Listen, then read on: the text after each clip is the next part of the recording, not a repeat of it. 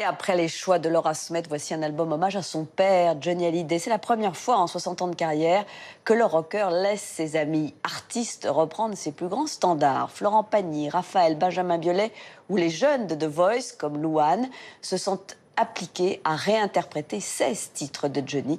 Et vous allez le voir, avec David Caillon, ils ont tous en eux quelque chose de Johnny.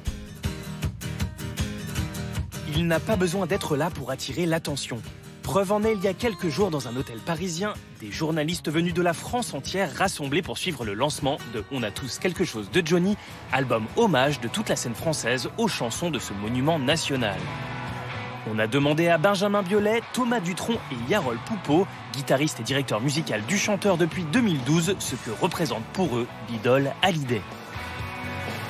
Johnny, c'est Jean-Paul II, quoi, à côté. C'est un personnage tellement haut en couleur, il a vécu tellement de choses, il a fait tellement de trucs. C'est des chansons qui font partie de notre inconscient, de notre patrimoine, de notre histoire. Enfin, tout le monde les connaît de A à Z. Quand je suis à l'étranger, je parle de Gainsbourg et de lui, pour montrer un peu ce qu'on fait chez nous, quoi. Mais alors les deux, c'est la France, quoi. C'est ce que j'aime.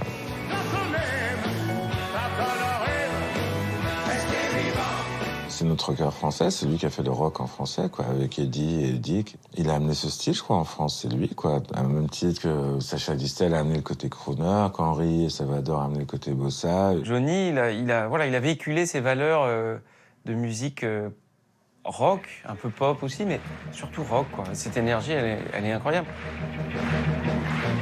Regarde un peu cette voiture. On l'a tirée comme un fait pour moi.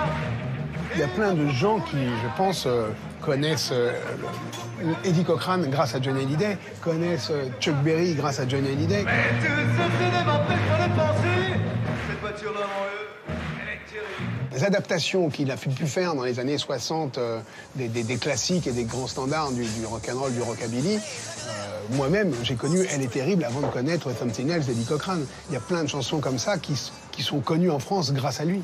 Oh oui, les coups de l'amour qui s'en va, les coups qui en font un soldat. C'est quelqu'un qui a une voix incroyable, qui a une force d'interprétation. Il prend une chanson, il la transforme, il se l'approprie d'une manière indécente presque, on va dire. Et en plus, qui a une tessiture, ça va du très très grave, il peut monter très très haut. Déjà, il a plein de nuances dans sa voix, quoi. Il y a une voix très sobre, très grave, assez rocailleuse, à peine chantée, qui est hyper émouvante, qui est la voix qu'on connaît dans Tennessee, où Je te promets, tout ça. On a tous quelque chose en nous de Tennessee, cette volonté de prolonger la nuit. Et puis il y a cette voix aussi de stentor énorme, il me fait penser à Tom Jones ou à des gens comme ça. Noir, c'est noir, il n'y a plus d'espoir. Et puis la technique et le volume sonore d'un chanteur lyrique, en fait, ce qui est assez rare dans nos métiers, quoi. Présent aux côtés de son père sur la dernière tournée des Vieilles Canailles, Thomas Dutronc a pu observer de près la bête sur scène. Alors, à des moments, là, comme il avait des problèmes un peu les poumons, tout ça, bon, il y avait des moments où on voyait qu'il avait peut-être un peu plus de mal avec le souffle et tout. Mais justement, c'est incroyable comme il sait le gérer à son âge, avec ce qu'il a fumé, ce qu'il a vécu, avec son problème et tout. C'est miraculeux, carrément. D'avoir une voix comme ça, c'est miraculeux. Et voilà, il enterre tout le monde.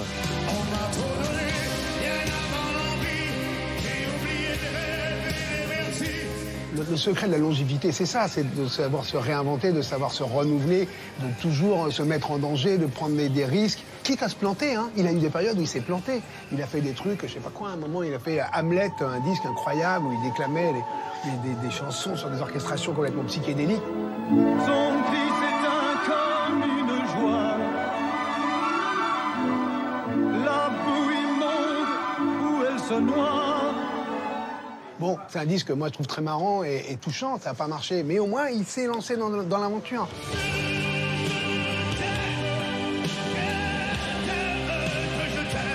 J'ai le souvenir de lui à la télévision en sueur, en concert, comme un espèce d'animal, comme un peu la Brando dans le dernier tango à Paris. Voilà. Et qu'après, j'avais toujours tendance à trouver les chanteurs qui transpiraient pas un peu bizarres, quoi. Comme s'ils n'étaient pas vraiment allés au bout du processus, quoi.